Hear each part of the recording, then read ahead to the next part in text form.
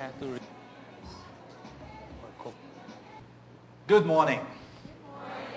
If I knew that I would have to follow Juanita Change, I would have left this country this morning. Well, she's a friend.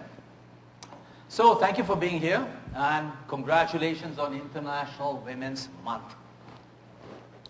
I'm going to start with a couple of stories, and the whole strategy is that there'll be stories, there'll be interaction, there'll be fun. Are you game for it? Yes. Say hooah. Hooah. Hooah is what Al Pacino said in the movie Scent of a Woman. Do you remember that one? Hooah. Okay. Many years ago, when I was about 17 years old, I was looking for a change in life. You know, when people search for meaning in their lives, when they turn to 40, and I was turning 40. I was in the States at that time. And I said, you know, I have to go and find purpose in life. I have to find meaning in life. I went to this place in Virginia called Yogaville. How many of you do yoga here? None? Okay, that's cool. So I went to Yogaville, Virginia. Virginia is a Thomas Jefferson country. Thomas Jefferson is the guy who wrote the Constitution of USA. So I went to this place. This is about 20 kilometers away from his hometown. And Yogaville is a place which is the size of UP. It's free. And people teach yoga, people practice all sorts of, you know, the Zen kind of things there. The guy who headed this place was a yogi, an Indian yogi like myself. I don't look like a yogi, but he looked like a yogi. And he was about 6'3", and he could stand on his feet, one foot, and do the Macarena. Now, in this place, in Yogaville, Virginia, he had built a temple. It was called the Temple of Universal Truth.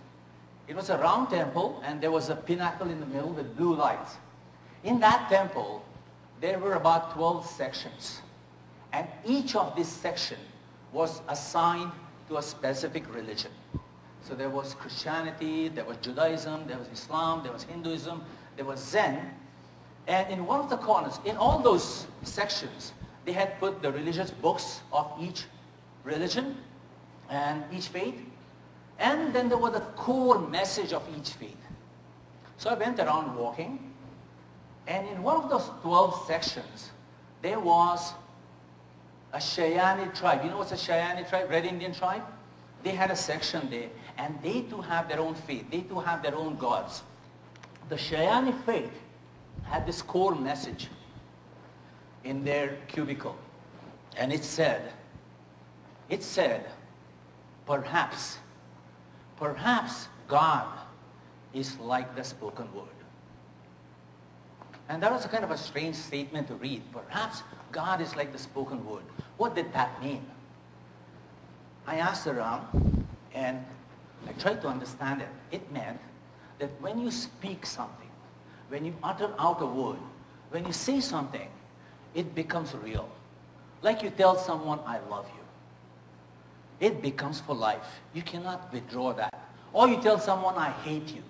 You cannot withdraw that. Or you make any kind of a statement, it gets written in stone. It gets written in a non-tangible stone. That's the power of the spoken word. Do you agree? Yeah? So I'm going to talk to you about how to employ this, how to make meaning out of everything you say.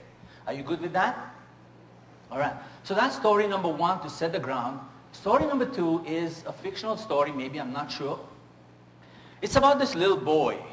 Let's call him Roosevelt Jr. Yeah?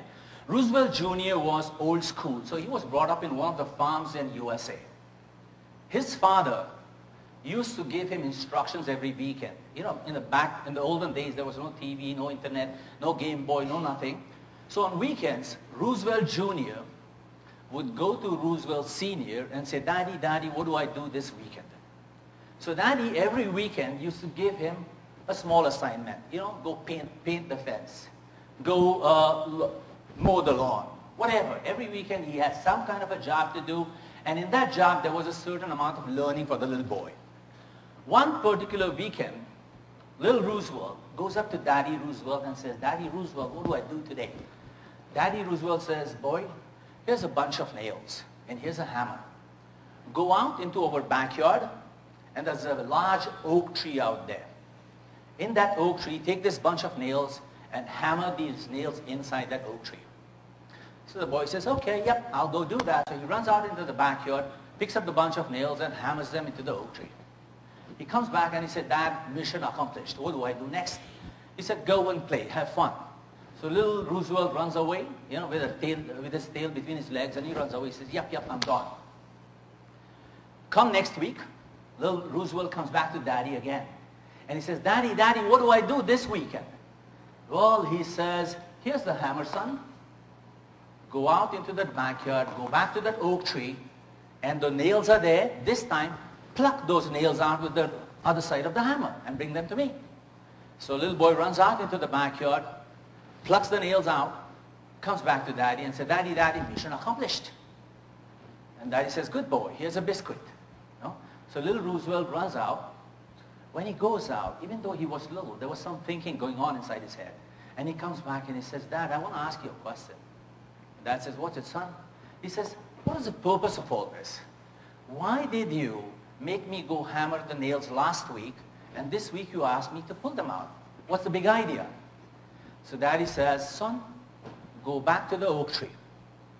Look at the place where you hammered the nails. Are the holes still there? Would the holes still be there? Yeah? Boy comes back, yes, sir, Daddy. The holes are still there. The holes now have become scars. They have become holes inside the tree that can never be plugged again. The meaning behind the story, says Daddy tells the little boy, is that every time you use words, the kind of words you use, the way you employ them, whatever you say, you can either build with those words, or you can destroy with those words, or you can kill with those words. Tama po? Yeah? So that's the essence of what I'm going to share with you in the next 2 hours. Are you good for it? So do you want to use your words so that you can build every time you speak? Yeah? Okay. Now, a show of...